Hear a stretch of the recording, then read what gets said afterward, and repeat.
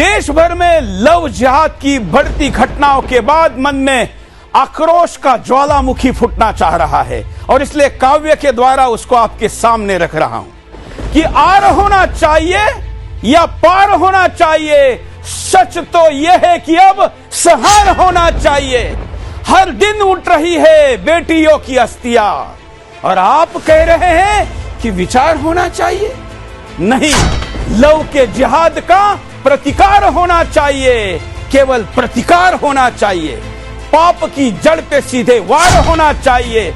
यदि कहीं गर्दनों पर चल रही है आरिया तो फिर उसके जवाब में तलवार होना चाहिए, तलवार होना चाहिए। लव के जिहाद का प्रतिकार होना चाहिए। दुश्मन की चुनौती अब स्वीकार होनी चाहिए। छत्रपति का स्वप्न भी साकार होना चाहिए।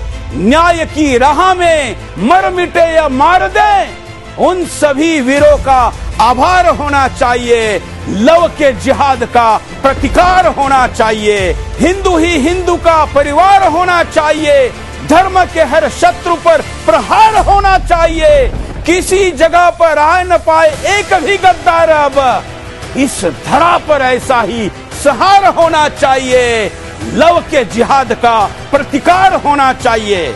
आशा है कि एक सुरेश चौहान के को आम व्यक्ति के तौर पर नहीं, पत्रकार के तौर पर नहीं या वक्ता के तौर पर तो छूट नहीं दी, इतने फायर किए। अब कवि सुरेश चौहान के को कम से कम आक्रोश का विस्फोट करने का छूट होना चाहिए, छूट होना चाहिए। मैं आशा करता हूं कि आपके मन में भी ऐसा ही ज्वालामुखी धधक रहा होगा और आप उसको मुक्त कंठ के द्वारा अभिव्यक्त करेंगे।